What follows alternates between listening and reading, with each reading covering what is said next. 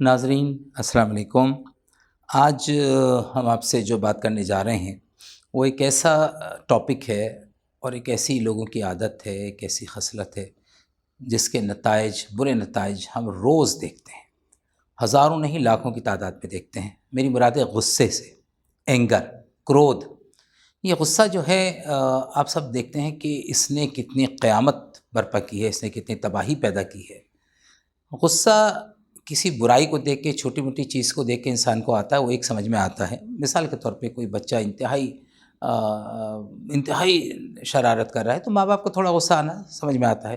کوئی student class میں copy کر رہا ہے، نقل کر رہا ہے تو ٹیچر کو غصہ آنا، انویجیلیٹر کو سمجھ میں آتا ہے۔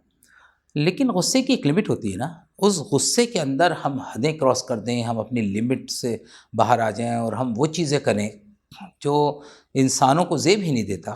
بس یہی چیز ہے جس کی طرف میں توجہ دلانا چاہتا ہوں۔ اور اس غصے نے ہزاروں نہیں لاکھوں گھروں کو برباد کیا ہے، لاکھوں گھروں کو توڑا ہے۔ میں آپ سے صرف 2 دن کے اخبارات کی کٹنگ پڑھتا ہوں۔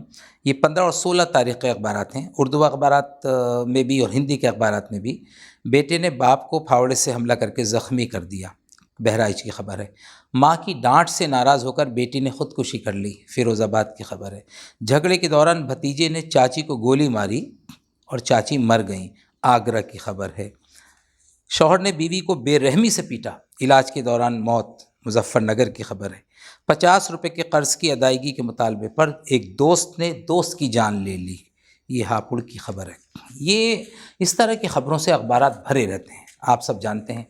تو یہ غصہ جو ہے اس نے کس قدر انسان کے اوپر حاوی ہو کر اس کو جانور بنا دیا، اور انسان اس غصے کی چپیٹ میں آ کر سب کچھ بھول جاتا ہے، آپا کھو دیتا ہے۔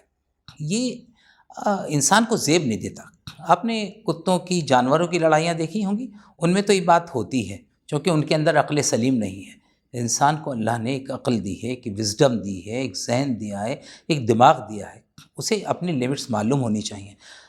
اس لیے میں آپ سے یہ بتانا چاہ رہا تھا کہ اس غصے کے اوپر اگر ہم قابو پا لیں تو ہماری شخصیت جو ہے بے انتہا نکھار پیدا ہوگا، ہماری شخصیت بہت ہی بیلنسڈ ہوگی، ہم ہر طرح سے ہر حالات کا مقابلہ کر سکتے ہیں۔ اب آپ نے دیکھا غصے میں آئے اور انسان نے انتہائی قدم اٹھا لیا، اپنی جان سے ہاتھ دھو بیٹھا، اس سے تو نقصان ہی نقصان ہے، اس سے تو پورا کا پورا گھر بکھر جاتا ہے۔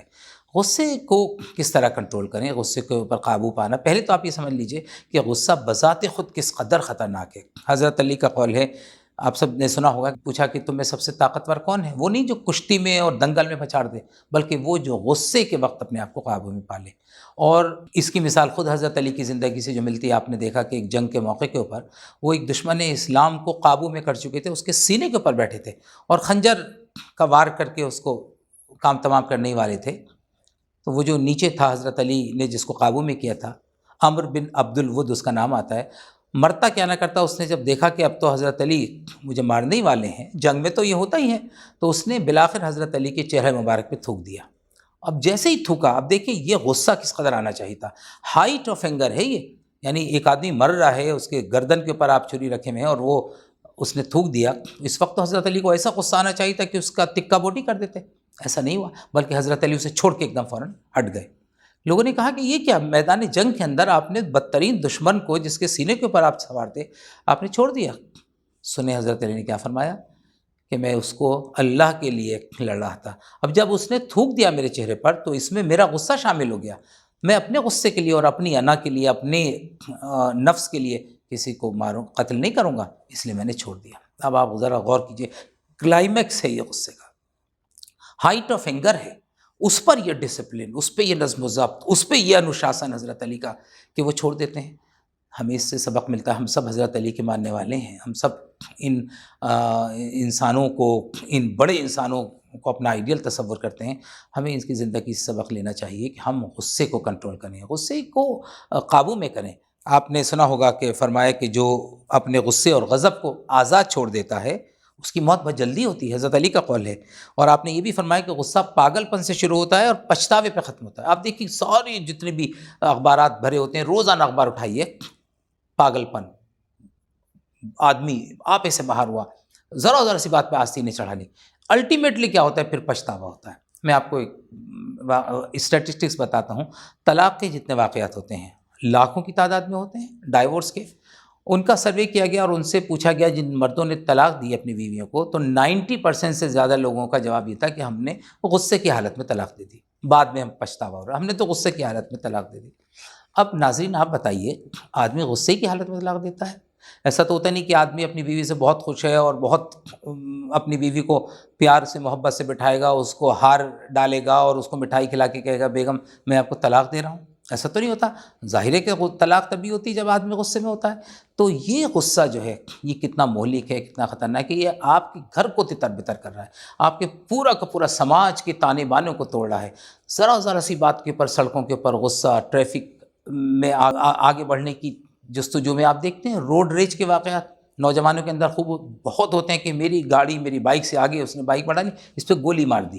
اور یہ آئے دن کے واقعات ہیں، ایک دو دن کی، پورے ملک کے اندر، پوری دنیا میں بلکہ آپ دیکھتے ہیں روڈ ریج نوجوانوں کے اندر بہت زیادہ عام ہے. ذرا سی بات پہ میری گاڑی آگے نکلنی چاہیے، تم نے کیوں آگے نکال لی، اس کے اوپر قتل ہو رہے ہیں. اس طرح کے جو واقعات ہو رہے ہیں یہ. اور پھر آپ ایز اے ڈاکٹر اب میں آپ سے بتاؤں، ظاہر ہے کہ جب غصہ ہوگا تو غصے سے کیا ہوگا، اس کے سائیڈ ایفیکٹس کیا ہوں گے. آپ سب جانتے ہیں غصہ تناؤ پیدا کرتا ہے، اسٹریس پیدا کرتا ہے، اسٹریس سے فوراً بلڈ پریشر بڑھتا ہے، بلڈ پریشر بڑھے گا فوراً اس کا ریئیکشن ہوگا. یہ جو آپ دیکھتے ہیں نا کہ انسان کی دماغ کی نس پھٹ گئی جسے ہم برین ہیمریج کہتے ہیں، وہ کہیں بھی ہو سکتا ہے. غصے میں جب انسان آپا کھو دیتا ہے اور اس کا بلڈ پریشر اتنا شوٹ اپ کر جاتا ہے تو کہیں بھی اس کے ساتھ یہ ہو سکتا ہے، لائف تھریٹنگ کمپلیکیشن ہو سکتے ہیں، مر سکتا ہے. بہت لوگ مرتے ہیں ہائٹ آف اینگر کے اوپر. اور غصہ انگزائٹی پیدا کرتا ہے، غصے کے بعد انسان کو اتنا ریپینٹنس اور تناؤ ہوتا ہے. الٹیمیٹلی بلڈ پریشر اور ہارٹ ڈیزیز، اگر کوئی آدمی مسلسل غصے میں رہتا ہے، بہت سے لوگوں کی پرسنالٹی ایسی ہوتی ہے کہ زیادہ غصہ کرتے ہیں، مسلسل غصے میں رہیں گے، مسلسل تناؤ میں رہیں گے، اسٹریس میں رہیں گے، انگزائٹی میں رہیں گے، آپ کا بلڈ پریشر شوٹ اپ کرے گا، آپ کو لازمی دل کی بیماری ہوگی. تو آپ کی فزیکل ہیلتھ متاثر ہوئی ہے. اور پھر سینٹرل نروس سسٹم تو سب سے زیادہ متاثر ہوتا ہے، ظاہر ہے غصے کا تعلق وہاں سے ہے. تو جتنی بھی مینٹل ڈیزیزز ہیں، جتنے نروس بریک ڈاؤن ہوتے ہیں، ان کی بنیادی وجہ غصہ ہے. فزیکل ایلمنٹ اپنی جگہ، لیکن غصہ یہ تو اسے ہم کنٹرول کر سکتے ہیں. اسی طرح physical health, psychological health, mental health سب متاثر ہوتی ہے. انسان پھر کہیں کا نہیں رہتا. اس لیے میری گزارش ہے کہ ہم سب اس بات کو یقینی بنائیں کہ ہم اپنی زندگی کے اندر ڈسپلن پیدا کریں گے. اس لیے بعض علماء کے نزدیک بعض صورتوں میں تو غصے کو حرام تک لکھا ہے، حرام ہے. اس لیے حضرت علی فرماتے ہیں کہ غصہ آگ کے گولے کی طرح ہے، اگر تم اسے پی جاؤ تو وہ شہد سے زیادہ میٹھا ہے. آپ اندازہ لگائیے، شہد سے زیادہ میٹھا. جن لوگوں نے تجربہ کیا ہوگا کہ انہوں نے اپنے غصے کو قابو میں کیا اور اس کے بعد انہیں جو سکون، اطمینان ملتا ہے اس کا کوئی بدل نہیں ہے. تو اپنی شخصیت کو ہم کول بنائیں، اپنی شخصیت کو بیلنس بنائیں، کام ڈاؤن رہیں، ایجیٹیٹڈ نہ رہیں، تناؤ میں نہ رہیں. اس کا ایک بنیادی وجہ ہے، اس کا ایک چابی ہے کہ ہم غصے کو کنٹرول کرنا سیکھیں، غصہ نہ کریں. اگر آپ نے اس پہ عمل کیا، یہ سیرت نبوی کے اندر تو آپ دیکھتے ہیں اللہ کے نبی صلی اللہ علیہ وسلم کو کس طرح لوگوں نے غصہ دلایا، کیا کیا کچھ نہیں کہا. کوڑا پھینکتے تھے جسم مبارک کے اوپر اور آپ جھاڑ کے آگے مسکرا کے نکل جاتے تھے. تو غصے پہ قابو پانے کے بہت سے طریقے ہیں. اب چونکہ یہ شارٹ ویڈیو ہے، لیکن ایک میں حضور صلی اللہ علیہ وسلم کی زندگی سے اور آپ کی حدیث سے آپ کو بتانا چاہوں گا. آپ نے فرمایا کہ اگر تمہیں کبھی غصہ آئے تو تم کھڑے ہو تو بیٹھ جاؤ، بیٹھے ہو تو لیٹ جاؤ، اور ٹھنڈا پانی پیو. تو یہ بھی کر کے دیکھیں آدمی. اس سے کیا ہوتا ہے کہ انسان جب کھڑے سے بیٹھتا ہے تو پھر وہ سوچتا ہے نا کہ میں کیوں بیٹھا ہوں، اور پھر وہ سوچتا ہے، پھر بیٹھا ہے تو بیٹھنے سے جب وہ لیٹتا ہے تو اس کے بہت سارے میڈیکل بینیفٹس ہیں. وہ موقع نہیں ہے، لیکن یہ حدیث اس قدر کارگر ہے کہ ہمیں اس کے اوپر پہلے تو غصہ ہی نہیں آنا چاہیے. اور اگر گھریلو معاملات ہیں، ہم لوگ ایک سماج میں رہتے ہیں، ایک دوسرے سے اختلاف ہوتا ہے، اگر کبھی غصہ آئے بھی تو پھر اپنے آپ کو کمپوز کریں، اپنے آپ کو کول ڈاؤن کریں، کام ڈاؤن کریں.